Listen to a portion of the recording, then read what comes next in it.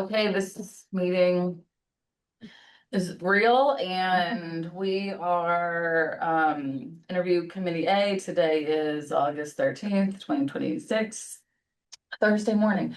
Okay, so we are doing today a couple interviews and obviously this is open to the public, and so we have both of those folks in here. Great. Got Nancy online, Kent here, Zach here. I'm Kate Rosenberger. Hope East Osburg, District 3. Jennifer Crossley, Clerk's Office. Isaac Asari, council. I'm counsel as well. Okay. I'm going to start us off. Okay.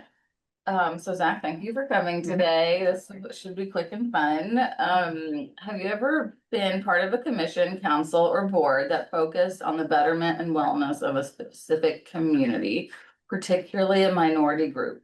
If so, what was your role and what impact did it have? Yeah, so not specifically that was dedicated solely to a specific minority group, but I have been, when I lived in Washington, DC, I was an advisory neighborhood commissioner, which is a low-level local elected official.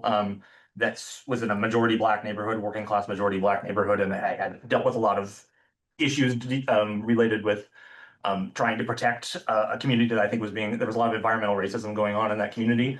There was a park in my district that had been, this is an insane story, it sounds nuts, it sounds untrue, but it is, that had chemical weapons buried in it from World War I era, and that had not been taken care of. And so my entire term was dedicated to trying to get the National Park Service, because the National Park Service runs parks in DC. They shouldn't, but anyway, trying to get them to take care of it. And yes, that was a lot of my time was spent on that. So again, not something that was dedicated solely to that, but that was a big part of my my term. Thank you. I want to acknowledge right now that this list of questions was for the Commission on the Status of Black Males. So we may have to amend some things. I think that was relevant. Okay. I read it and I think that is relevant. Totally was, but as I look through the next one, I was like, yeah. oh, wait, I could change those words. So what inspired you to apply for a position on the board of directors? Okay, so I am very passionate about sustainable transportation. I've been in your inbox many times on sustainable transportation issues, as I'm sure you're aware. And I am worried about the state of Bloomington Transit. We have this year is shaping up to be the single worst year in change in ridership and the agency's history outside of COVID. We've got right now a 13% drop year to date. Obviously that could change before the end of the year. That's the single biggest drop in ridership in the agency's history, at least going back to the data that I've looked at, outside of the 2020 thing, which is not entirely, that's not the agency's fault. It was just a pandemic. And I don't see a sense of urgency from many public officials yet on that. I kind of worry we're approaching like a death spiral in terms of losing ridership. And I worry also that we are maybe not focusing on the essentials as much as we should, which to me is frequency, reliability, and route optimization. Those are the three things that are the most important to me. Frequency, sorry. So yeah, sorry, I'll talk. I'm a very fast talker. I'm sorry. We're used to it, but frequency, reliability, and route optimization. Those are the three things I would focus on. And instead are focusing a little bit too much, I think, on distractions, which to me is microtransit is a little bit of a distraction. I'm skeptical of microtransit. We're only getting a handful of riders a month, most months. We had as low as 2 riders per month in February of this year. That is insanely low, and we're wasting, I think, a lot of money and time on that. I'm not opposed to microtransit as a concept, but I am concerned we're focusing too much on things like that that are a little bit of a distraction, and should be refocusing on reliability, frequency, and route optimization. And if I may, I went back through a whole bunch of different documents that have been produced by Bloomington Transit and the city, and IU even had one of them, going back decades, and they have talked about going back all the way back to 2009, calling for high frequency service, route optimization, crosstown service, transit signal priority, going back to decades now. And we haven't really done, and they're starting to move a little bit on signal priority, it sounds like, but a lot of we still don't have a crosstown service. We still don't have what I consider high frequency service. We still, and we study after study in 2012, 2017, 2018, 2 in 2018, 1 in 2009, 2019, we've had saying, and nothing has really happened on that. The 2019 route optimization study, which was kind of shelved after COVID a little bit, although they did adopt some of it, called for, in particular, streamlining routes and eliminating redundancy between routes. They did do some of the eliminating redundancy, but not really all that much. And the routes are still as circuitous and meandering as they ever were. And so we haven't moved enough, I don't think. And instead have done things like cut late night service, and sort of cede that to Uber and Lyft, and not only cede that, we're subsidizing Uber and Lyft rather than doing late night fixed route service. Anyway, so that's a long answer to that question, but that's why. Great. So as a follow-up to that, Zach, could you talk to us a little bit about your involvement hitherto on with the board itself, and sort of what your experience is of the board? Because yeah, I mean, very noted, all of the broader policy goals, and some of those sort of sit with council, some of those sit elsewhere, and so sort of how do you understand this board specifically, and talk to us a little bit about your involvement and understanding of the board. I mean, I've watched board meetings, if that's what you're asking. That's essentially my involvement so far, is watching board meetings. But maybe more to your point is what is the role of the board? Yes. And I watched the meeting last week, so I understand where you're coming from a little bit, what you're looking for, Isak. But I don't think the role of the board is to directly manage the agency or have the experience to directly manage the agency yourself. Okay. That's the role of the management company that we've hired and the agency staff. The role of the board is to provide independent oversight, and to know what questions to ask, when to ask them, when to push, and to know from firsthand experience from having ridden the bus regularly when they're telling, when it sounds true and when it doesn't. And also to broadly, I think the major role is to push the agency in a direction, a philosophy, towards a philosophy that makes sense for you. And that's why I sent that letter to you guys, trying to lay out what my general philosophy, whether I'm kind of repeating some of that here now, but that's the role of the board, at least as I see it, to push the agency in a direction, to know when to push back respectfully, to dig down into data, and to oversee things. And I have a deep data background. It's my job as a data visualization expert, and map maker. I know data well, and I can push on that sort of stuff, respectfully, obviously. So yeah. Yeah, excellent. Thank you so much. Thank you. Okay, that also then made me think, because you watch the board meetings, which is rare unless you're in them, I think. Do you think the board is missing any representation? If so, like what do you think is missing, and would you bring skills and experience to fill in those gaps? Yeah, so I'm not going to criticize the current board members. That's not what I'm here to do. But I do think it could use more someone who's a regular bus rider. I'm not sure. I obviously have not been tracking the movements of the individual members of the board. I have no idea how they get around, but I get a feeling that there's not many regular bus riders on the board. I don't know if that's true or not, but that's my general feeling. And I think they need a regular bus rider on the board, and I'm a regular bus rider. So I'm well acquainted with the flaws in the current system, and some of the issues that are, because I face them when I ride the bus every day. Sometimes it takes an hour for me to get across town, when it would have taken 10 minutes on a bike or a car, and that I think is pushing people back behind the wheels of cars. And that's because, I mean, it's a whole bunch of different things that are causing that, but the route optimization, I think, is one of them. There's no crosstown routes. I took the bus to get here today. That was not a gimmick. I do that regularly. And I took a screenshot. Every single bus going down the whole thing was 10 to 15 minutes late, running 10 to 15 minutes late. They're constantly running late. We only have, I think, 72% on-time arrival. That's not great. I think we could aim higher, and it's been kind of stagnating at that level for years. Other agencies aim for 80 to 90%. I think we should, we aimed for that, I think, in the past couple of years. They've a report, but it's never really moved up, and it's not clear why.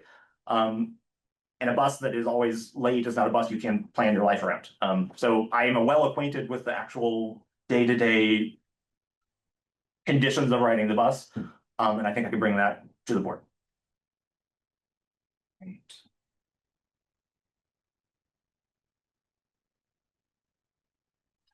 Okay.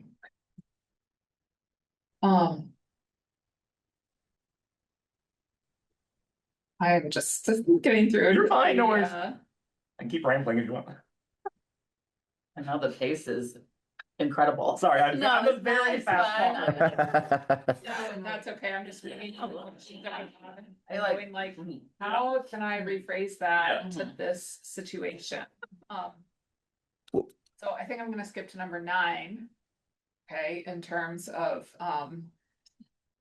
the possibilities for BT in terms of positive public and private partnerships. Mhm. And what ideas do you have to create impactful partnerships or initiatives to address some of those challenges that you just were talking about? Private public transit. Yeah, public-private solutions or Okay. partnerships, and I mean, one Yeah. of the things that I know that we've talked about on council a couple of times. Is that there are several different bus services in Yeah. the town of different types.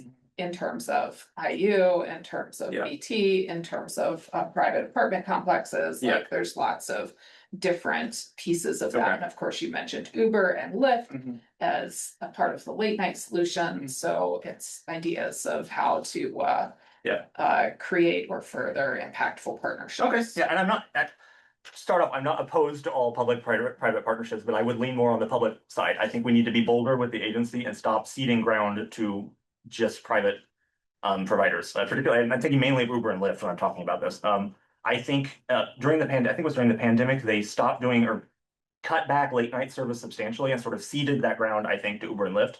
And not only that, started subsidizing Uber and Lyft rides when I think we should have been. I understand during the pandemic everything was topsy-turvy. I think we need to move back in the direction we were going in. And in fact, many of those plans that I talked about from 2009, 2018, 2017, 2012 called for expanding late night service. And that was back when they already had late night service at the time. And instead we've gone the opposite direction. And not only that, are funding private competitors. I don't think we should be doing that. As far as other like private like apartment complex buses, I don't think there's anything wrong with having private apartment complexes having their own shuttle service or whatever. I don't think the transit agency has any role there necessarily.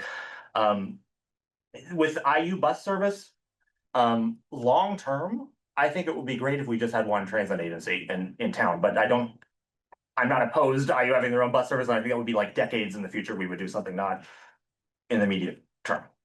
I don't know if that answers your question. I think it's good enough. Okay.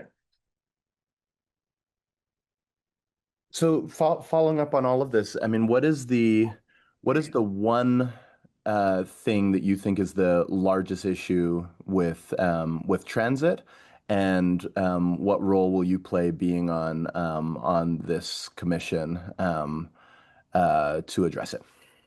I mean, I think they're all tied up. We have rapidly dropping ridership numbers.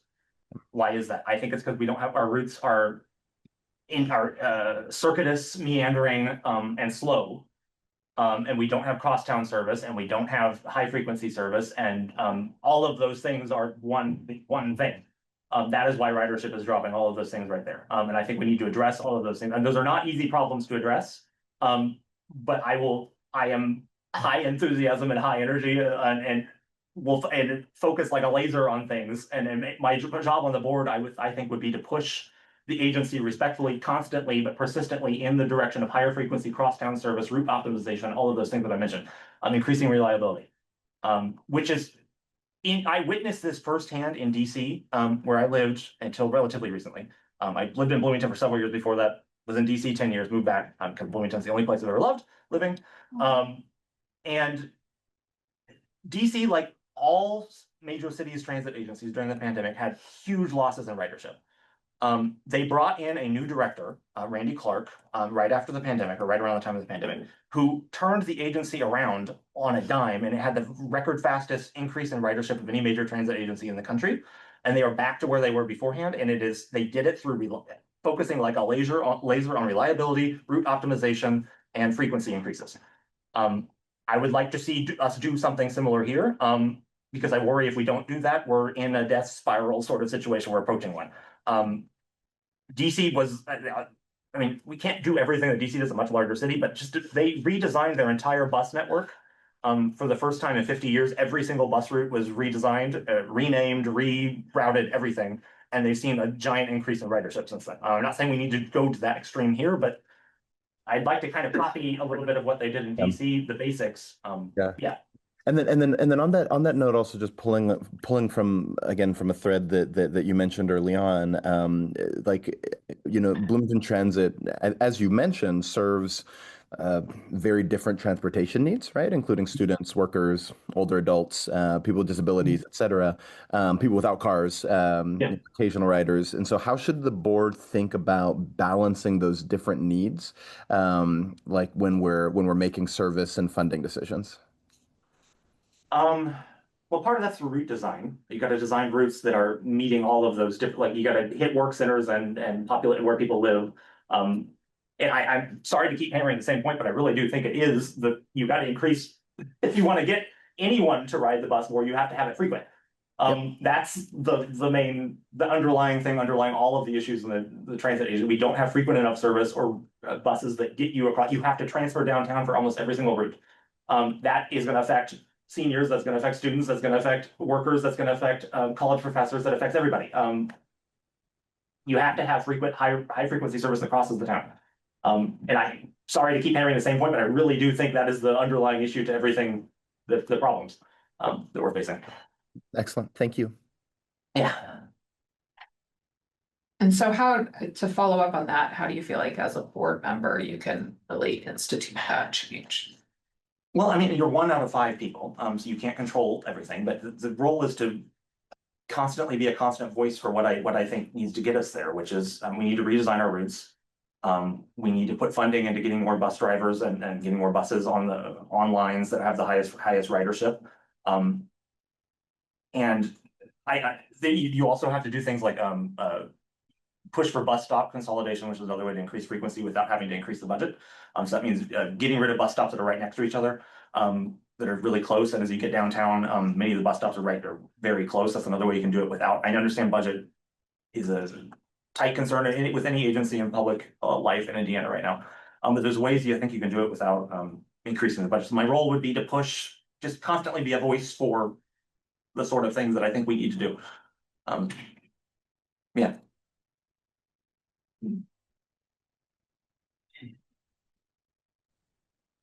I have just one last question, if it's okay, Kate and Hopi. Yep. This is the last year of the arrangement through the ED Lit. I think that I'm forgetting the number off the top of my head, but I think it's $3.7 million that goes from ED Lit transferred to Bloomington Transit.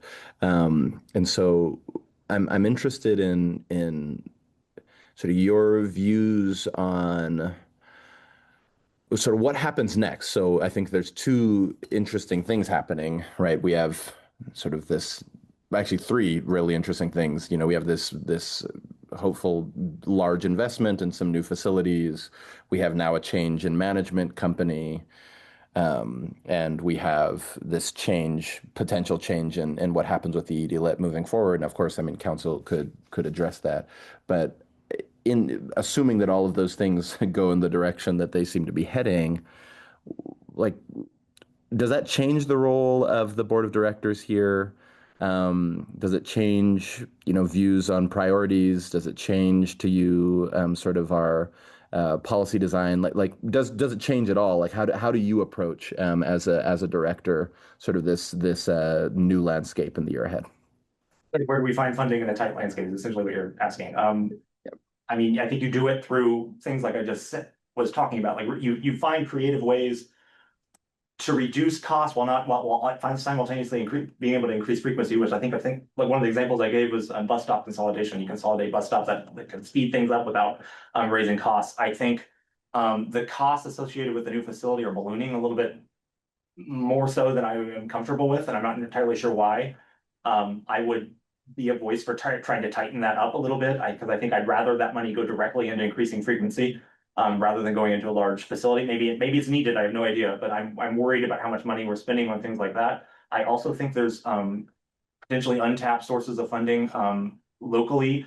I don't see my role right now to be able to give you an answer of every single untapped source of funding that's available. I could look into that if I were appointed, and I have the background to be able to do that. But one area that I think is good is I think we should raise parking rates. That's something that would be on city council to do. And some of that money, if not all of it, should go into public transit, I think. And that's another source of funding that we can find outside of the traditional sources. And I think there's potentially other places we can look for funding like that haven't been tapped yet to try to help raise funds in that tight budget. Yeah, thank you so much. Thank you.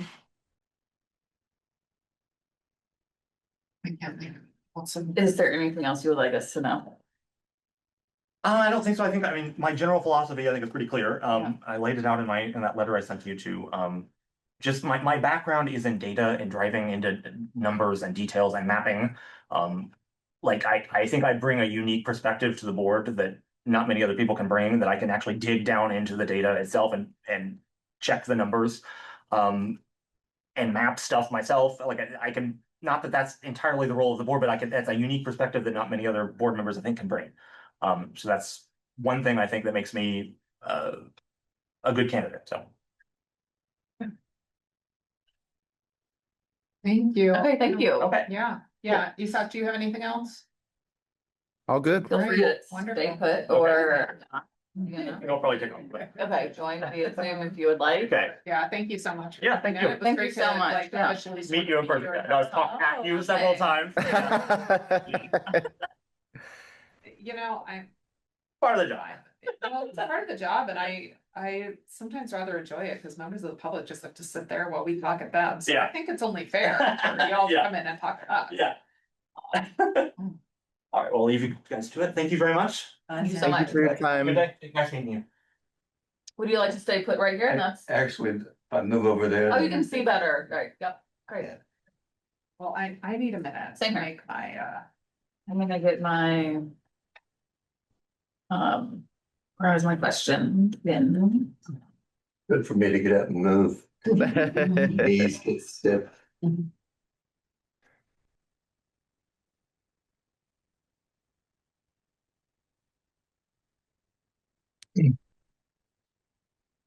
And is there an S on the end of your name, McDaniel? McDaniel.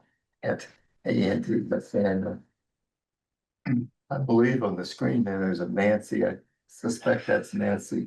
yes. From our board. Oh, over we my- acquired a couple other. Yeah, we've done. Interesting. It's not usually happen. Meaning.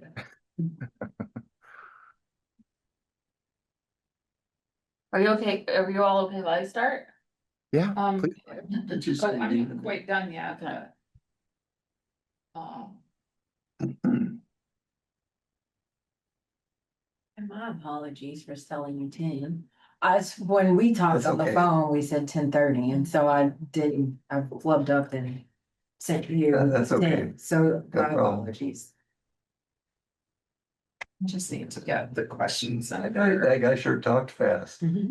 We've done stuff. Some people can talk so fast. I do sometimes too, but not. Yeah, I was about to say. Well, I know that I talk fast at times, not always, but.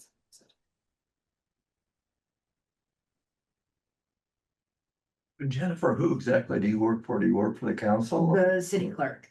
Clerk's office, okay. That's me. She has an alter ego that you can find in other places, but I was watching That's your alter what ego this I'm morning. That was saying. actually one of the things that I did this morning. That was, yeah, we can talk about that later. Yep, we sure can. Yeah, we can, we should.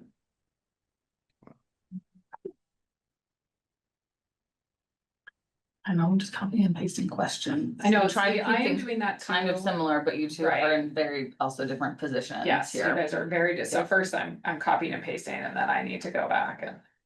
It would be ideal, of course, if this sort of thing was done prior to our actual meeting, but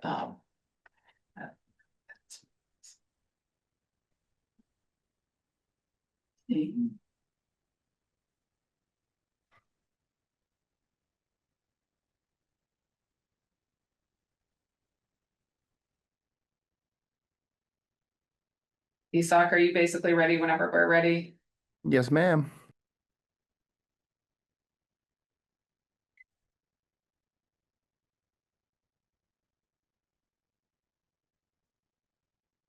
It's one of those days where I have so much to do, I just want to cry, you know?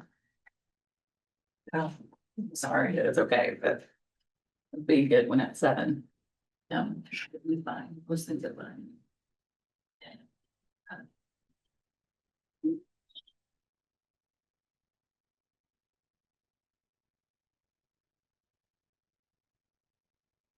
I mean, it's still 10:26 technically, yeah. Okay.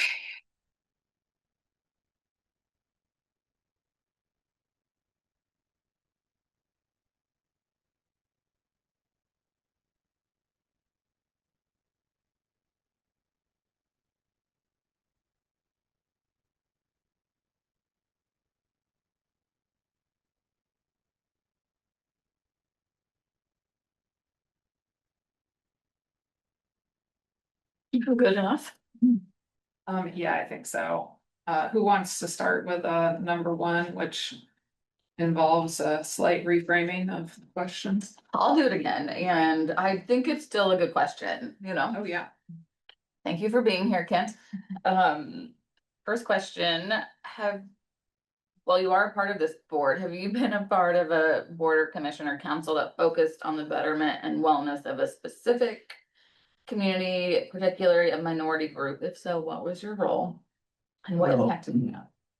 Many years ago, before I was on the board at BT, I was on the traffic commission, but only for about 2 years. And then in 1990, I was appointed to the board at Bloomington Transit, so I've had 9 terms there, 36 years. And my whole career, professional career, has been public transportation. I studied it in college as a grad student. I drove a campus bus to work my way through grad school. Then I went to work for IU and became the executive director of transportation services, which oversaw campus bus and motor pool and parking operations. And we also ran an extensive training program that got more people here to Bloomington from transit management companies all over the country than any other university.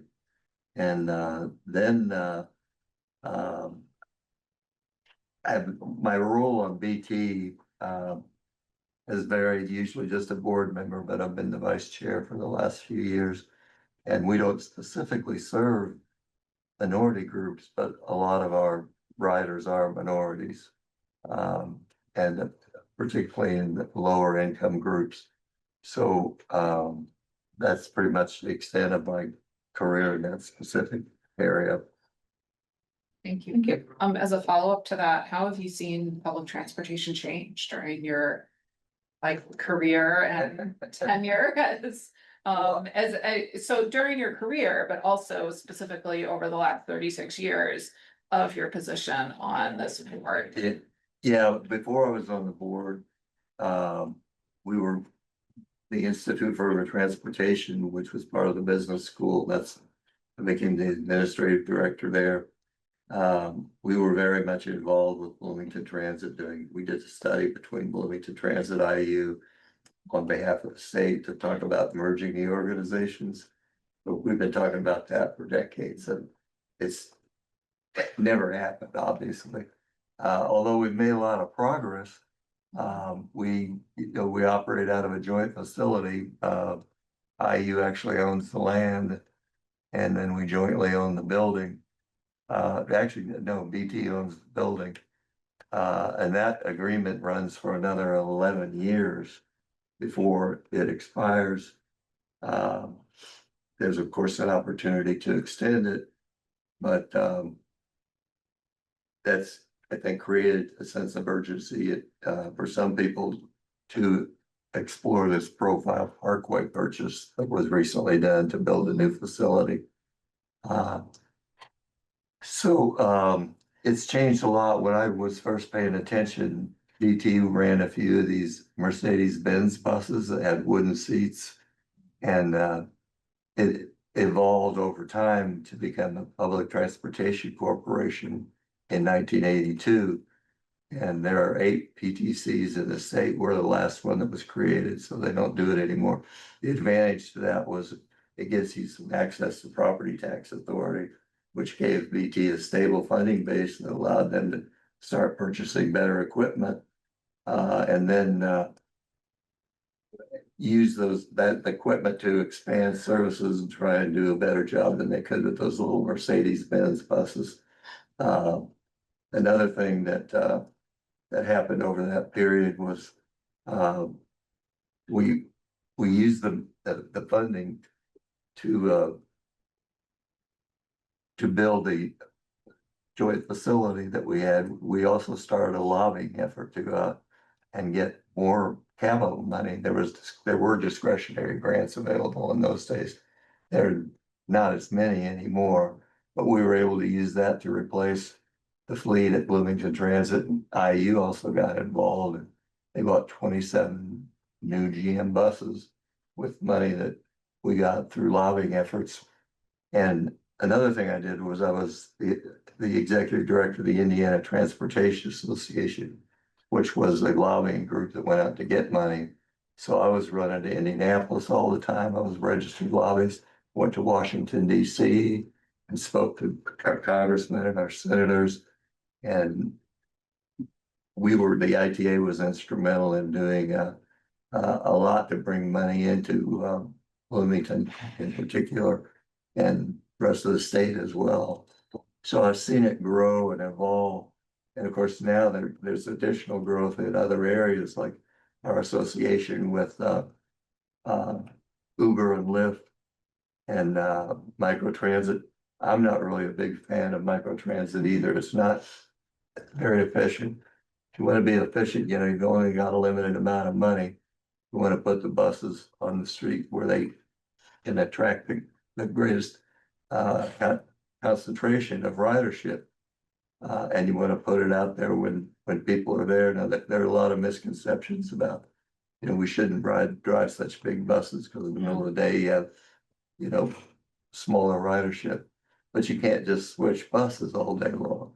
And the biggest, the most important part, the most extensive part of your budget is labor. Labor and fringe benefits. About 70% of all your expenses go into that. So I've seen a lot of change over time in the amount of effort that goes into it and the money that goes into it, and bigger and better equipment. And we've done a lot to look into things like studying route efficiency and what Zach called route optimization. We had an optimization study. And we're still working up. We make adjustments every year. Most of those adjustments are in August. So there'll be some more coming in August. And the reason for that is about 70% of our ridership is based on Indiana University and students. So when they're gone in the summer, ridership plummets. And then when they come back, it starts to rise again. Another big change I've seen lately is the loss of ridership. And a lot of that was due to the pandemic and change in work style. A lot of people either work 4 days a week instead of 5, or they don't go to the office, and they don't need ridership, or they don't need as much service. Excuse me. So that's kind of a roundabout way of answering that, but There was a lot of information in there. well, Thank you. I hope it helps. It's so helpful. Thank you. I'm curious about so you've been on the board for so long, and thank you for your service. Why reapply? Like, why do you want to remain on the board? What remains to be done? Well, I'm committed to public transportation. That's been my entire working career. And I've spent so much time working with BT that I have a real fondness for it, and I feel responsible for it. So I don't want to just walk away. I always worry about, if I leave, then who's going to come in and take over. So there are a few board members right now that I wish would leave, but I've decided, maybe this is a good time to bring this up. I'm really upset with some things that have happened at Bloomington Transit lately. We had a huge fight over the purchase of this property at Profile Parkway for the new facility. And one of the things I'm worried about there is I don't, in this current federal environment, I don't see how we're ever gonna get the money to finish that. But it is a good investment nevertheless, if we can't get the money to build a facility. We still have the land and we can sell it and do other things with it. So that's gonna take a few years to resolve. But I think I can see a lot of changes in the next 4 years. We're also transitioning to an electric fleet. I'd like to see that continue, although those electric buses are a lot more expensive than the diesel buses. So I feel committed to it. I want to stay with it. I mentioned that we had a huge fight over the property purchase, although eventually it passed 5-0. And I made the motion to approve the resolution to purchase, agree to the purchase. And then we fought over it for an hour before the rest of the board members went along. And then we had a couple executive sessions to talk about the new management contract. And our chairman, Jim McClary, wouldn't let me have a copy of the proposals. So we went to the first discussion, and first thing I said was, I can't talk about this because I hadn't seen the proposals. So I pitched a bit and eventually got the copies. And then we had another executive session, and they came back and said that they were recommending we dump our current management company, RATP Dev, and hire this new company. And I told them I'm absolutely opposed to that because I think John Connell has done a great job, and so has RATP Dev. So we fought over that for a while. Then Jim said, he announced that he said the committee was unanimous. I expect the board to also be unanimous. I said, that's not gonna happen. So we fought over that for a while. They passed the resolution 3-2. The resolution to sign a contract with this new company. And then we went to the board meeting and voted on it. And they voted on the resolution to pass. We haven't signed a contract yet. We have to do that at our next board meeting. And I got up and left. I said, I've been here 36 years. This is the biggest mistake I've seen yet. And so I told them I am seriously considering withdrawing my application to reapply. The thing that changed my mind after that, I went back and I was about 1 day away from coming back and to talk to you and say, yeah, pull the plug. I don't want to be reapplied. When RATP Dev signed a protest letter regarding the process of selecting a new management company. And in my 36 years here, that's the first time we've ever had a protest. I looked at it, I read the letter, it's 4 pages long, and I agreed with so much of what they said. And I think you guys ought to see a copy of that if you're serious about this. Anyway, that encouraged me to wait and see. The way it works is my term is expired as of July 31st. But I get 90 days where I still am on the board. And I thought, well, I'll write it out and see what happens. We have a board meeting next Tuesday to approve the new contract. And I'm still feeling that, and I want to be totally honest with you on this, I can't work with Jim and Doug Korn and Don Griffin if they insist on taking this new path and hiring a different company and getting rid of our general manager. If they do, I'll quit. So you need to know that right ahead of time. Yeah, thank you so much. That's so helpful. Thank you. You're welcome. This is really helpful. I'm just looking at questions we asked earlier. I think in that same vein, a lot of changes potentially coming or not. Isak asked last time, With the ED lit funding leaving the 3.7 million, what happens next? Does it change the role of the directors and the priorities? Well, the money that we've been getting, that 3.7 million, excuse me, the lit money. Sorry. We've been basically stockpiling that for the construction of the new facility.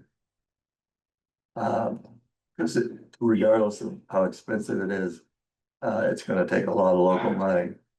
We're also the money's also available to use for the green line, which runs across town, east and west. We looked at what they call bus rapid transit service there. And that's very expensive, but there's a lot of things we can do with improving stops and signal prioritization, which is in our next budget, to improve the flow of traffic through there for buses and to provide much better east-west service that way. So we can use that money for that. And if we don't get the money for the facility, then we'll be able to do a lot of other good things with it. Wow.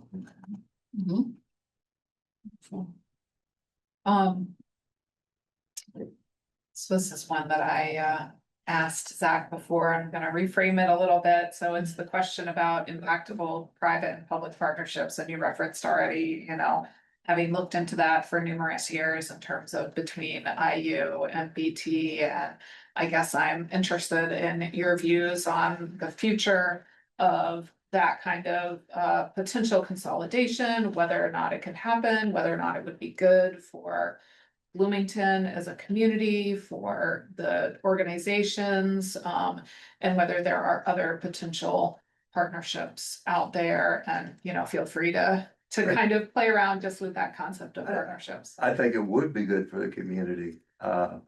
I mentioned earlier, I was the executive director of the Indiana Transportation Association, of Indiana University. And in that role, I was often involved in discussions between Bloomington Transit and IU as far as merging the systems. I used to recuse myself when they'd start to talk about it at the board meeting. I'd get up and leave, and then the chairman, Ray McCann, in those days said, "No, don't stay. We want your input." And what I observed back then was IU was very reluctant to give up control. That was very important to them. They also didn't trust the city council to look after the needs of their students. They thought they were better suited to do that. In those days, there was a big difference. We get our state funding, BT, from the Public Mass Transportation Fund, EMTF. And that used to be a performance-based system. And so I ran the numbers and figured out that if IU and BT merged and they put all their service together and all their statistics as one, they could bring in $2 million a year more than they were at the same time. Now that was a zero-sum game that we would have angered everybody in the state because we're taking money away from them. Because at that point, the fund had grown to like $42 million a year. And BT's already taken 2.8 or something like that. If they had gotten the additional 2 million, we would have been killing everybody except probably Indianapolis. And people were upset about that. Just the thought of it made them angry. So I think that IU is very reluctant to go into that because they get a lot more money from the state for other things. And if they made all the legislators mad, they thought they'd suffer. So that was a big difference. As far as the public-private, now though there's a difference now. I think IU is losing interest in campus bus. From what I've seen, I've been retired for 10 years, so I don't have my finger on the pulse anymore. But I think they're much more likely to consider that now than they were in those days. They've cut back service too, so they're dealing with a smaller amount of service. So that there's a chance that I know John Connell has met with them many times, and I've been involved in some of those meetings. And he continues to keep them appraised of what we're doing. Not sure that this new facility, if it ever is open, is gonna be attractive to IU. So just have to see what happens there. As far as public-private, um, I have not been a big fan of Uber and Lyft services or microtransit, although it's something that Jim McClary, the chairman, really likes. So he's pushing hard for that. It's inherently less efficient because you usually get like one passenger and one driver. And so it's kind of like a taxi service. So I'm not too thrilled with that. As far as other public-private arrangements, not sure if you're familiar with this, but we have an extensive program of providing service to apartment complexes. And when they have a lot of IU students there, they're willing to pay BT a lot of money to provide more intense service for the apartment complex. In fact, I'm pretty sure at our budget hearing that we just had a couple months ago, I think they said that we're bringing in over $1 million a year from apartments just to fund that additional service. So I'm a big fan of the public-private sector. I just think we need to do it in the most efficient way we can, and I'm not so sure this Uber and Lyft stuff is that efficient. Thank you. Could you talk a little bit about, and again, same question, and that we asked. You got the benefit of hearing these questions, then and then we'll ask them again. But we were talking about how Bloomington Transit serves. A lot of different people with very different transportation needs. And so could you speak a little bit about how you think the board should balance those different needs when making service and funding decisions? And then similarly, I'd love your assessment on whether you think that we currently are meeting those needs well. And I think that's at least orthogonal, but it does intersect with this question about how we're doing microtransit as one example. So we would love to hear your thoughts on how are we serving all of the different needs, or how do we need to be serving the different needs of a variety of different users? Well, Chuck, I'm glad you brought that back up because I don't want to leave you with the impression that I'm totally opposed to microtransit. It does help serve a group that the fixed route buses can't serve. So that helps. Part of what we do at BT is actually required by the federal government. We're required to provide disabled service through our access, BT access. So we do that, and I think we probably have done more than is required by the federal government. So we really don't have a choice other than to do that. Our choice is how much of this door-to-door microtransit service do we want to provide? And that is that's something that I feel like we should continue to do, but I'm just concerned that we don't go overboard. So I hope that answers your question. Yeah, and I'm also just thinking about, what else would you have? What else would you have us do? So because it's well received, and I get this tension, and this is actually what I'm trying to triangulate around, that the way that we're doing microtransit, for example, isn't perfect. However, it's addressing a necessary need. So what do we do? Like, how do we do this better? Because, I also hear very clearly the critique of, we're not particularly happy with Uber. The ridership in microtransit has been low. So I'm just trying to walk through that tension of what's the appropriate action for us to be taking in this space. Well, I'm not positive what the solution is to that. I can tell you that what some systems have done, and in fact, John Connell, our manager, was at Lafayette for something like 12 years or more. And he when he was up there, they brought all the microtransit type service in-house. So they had their own drivers instead of hiring, Uber and Lyft. And that worked pretty well for them. One of the reasons that I think BT has hesitated to do that is we're having fits just trying to hire enough drivers to run our fixed route buses. Last I saw, we were still 7 down from what we'd prefer to have on a full-time basis. And that puts a lot of stress on the other drivers because they have to work overtime. And heaven forbid, I hope we don't miss runs, but that's a possibility if you can't fill them. And that's really bad for customer relations. So that's a possibility, but until we can hire people to go through, we've had signing bonuses, we've had job fairs. We've actually been in a lot worse shape in the past. I think we got it down to 5 drivers a little while ago, and then we lost a couple more. It's hard to retain drivers when they have to run these late night shifts. They just don't want to do that. Not very many of them. Some like it, but most of them don't. They prefer to have like an 8 to 5 kind of a job. And in the transit business, you don't get that very often. So the answer, Isaac, is I don't really know the solution. Right. Okay. Yeah. This is very helpful. Thank you. I want to ask a question I asked Zach too. Do you think the board is missing any representation or perspective? If so, what is that? He made the point, you need a rider on the board. I've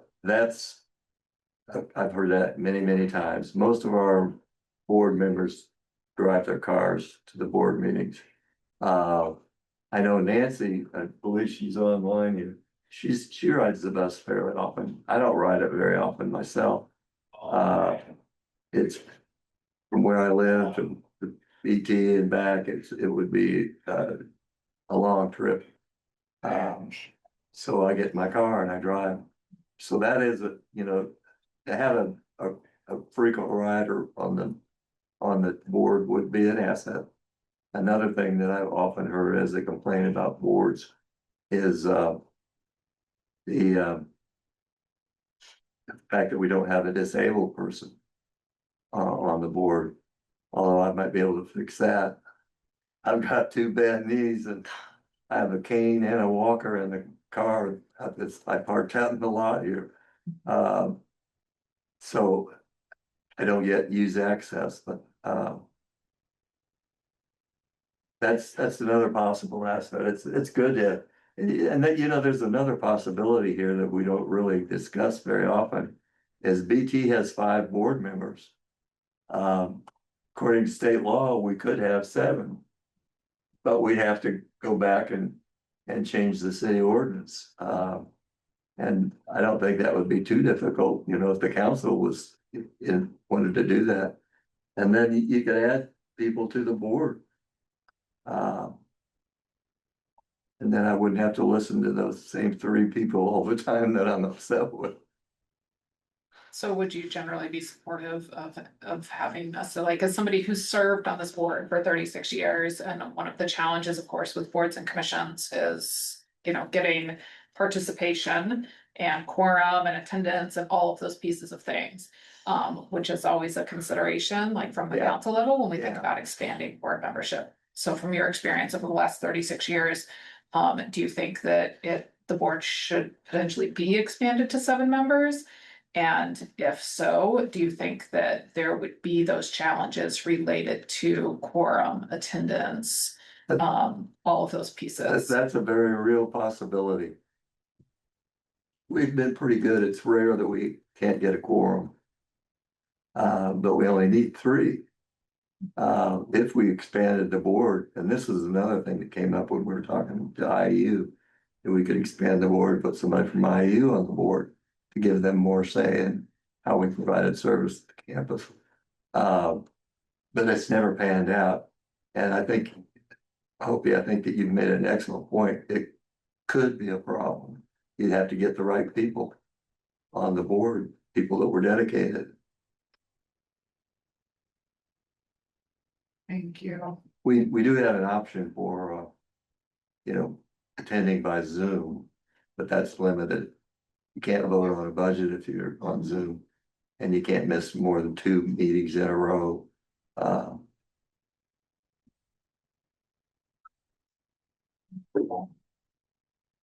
Um, Isak, anything else you want to ask? No, no, very, very thorough answers. Thank you. I think You're welcome. I think I have one more that we, I think, talked about before, with Zach. And you maybe like danced around it, but maybe you didn't directly state it. And so the question is, what is like the largest problem that you see with transit in Bloomington? And how do you work to change that as a board member now? How do you want to continue? I mean, you talked about wanting to continue, so what do you want to do in the future to continue or start working toward that? Well, as far as long-term problems, a long-term consistent base of funding. We've got some now, but if we want to continue to grow and expand it, we're gonna ultimately need more. Another thing is hiring and retaining drivers. It's just really hard to get enough to keep things running. And there was another thing on the tip of my tongue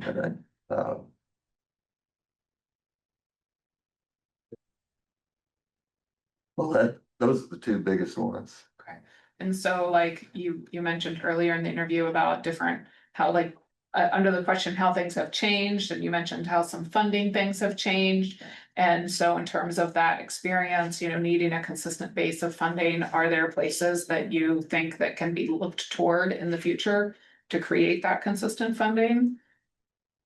That's a challenge, and it's one we've been fighting for decades. Um, Zach mentioned, you know, parking revenue. That'd be great for public transit, but we'd make a lot of people very angry who are benefiting from that money right now. I'm not sure that's a fight we'd want to pick. We've pretty much exhausted the state sources of funding and the federal sources. So until the Congress gets its act together and decides that they want to support public transportation, or until we get a new General Assembly that puts public transportation as a priority, although I don't believe I mentioned this. I was talking about the PMTF and how, you know, we could have gotten more from it when it was a performance-based formula. It's no longer based on performance. They cut that off years ago and they froze the fund. So now BT does pretty well because we were doing very well when the PMTF grew to $42 million. I think it's now 44. But so that's not a possibility anymore. So there are just limited resources out there. Unless we have a new source of funding approved by the city or the county or the state, I don't think we can count on the feds. Then we need to just make sure we're as efficient as we can be. Okay, and then what about hiring drivers, which I know has been an issue for MCCSC as well? We're constantly trying. We bring them in, we train them, we drug test them. And then sometimes after you go through that whole process, then they drop out. And you know, you finally start to make some progress like we were for a while, and then all of a sudden somebody leaves, you know, they get a better opportunity somewhere. To get their public passenger chauffeur's license, and then maybe it'll go to a truck company. We have that problem with mechanics too. You get somebody who's of course, it used to be diesel mechanics, you know, then they'd run off to the truck companies once they got suitably trained. But now with these new electric buses, we've got to train them all. We get the manufacturers of the buses to help us with that. But there's a problem in that too, that the Trump administration has basically killed the electric discretionary bus program. They don't want electric buses anymore. So the manufacturers are already starting to cut back on parts and equipment. And it's gonna get more expensive. And it's gonna get harder to buy new buses. So we may have to adjust our goals again. Instead of electric buses, maybe we'll have to go back to clean diesel. Great, and on that depressing note, sorry. Yeah, sorry. Oh, don't It's say real. that. Is It's there, real. is there anything else you want to share with us Yeah. that we can ask? No, I was wondering when I'd get that thing in about whether I want to continue to stay. But I did get that in.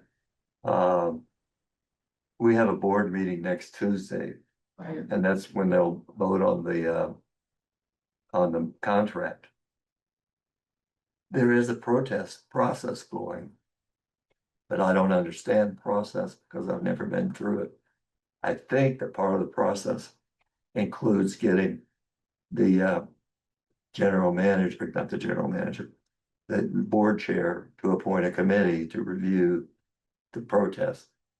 I'm pretty sure what Jim's gonna do is appoint himself and Don and the two disgruntled employees that were the problem on the first committee. And if that's the case, and the protest doesn't go anywhere, then I'll go. Yeah, it's understandable. Just like to say there were two public comments written here by Nick Ira, and the first one was about Zach, said that they loved the idea of a bus rider giving perspective, and then the second one was during this interview. They said this kind of generational knowledge is beyond valuable; it's priceless. So I just wanted to make sure that we shared both of those comments as well. Thank you so much, Nick. Thank you. Okay, and I think we can be adjourned, right? No, What? well, I wanna make sure that we review our next steps before we adjourn the official meeting. But we can We have a meeting adjourn tomorrow. a few parts. So, Thank Done you with so me? much.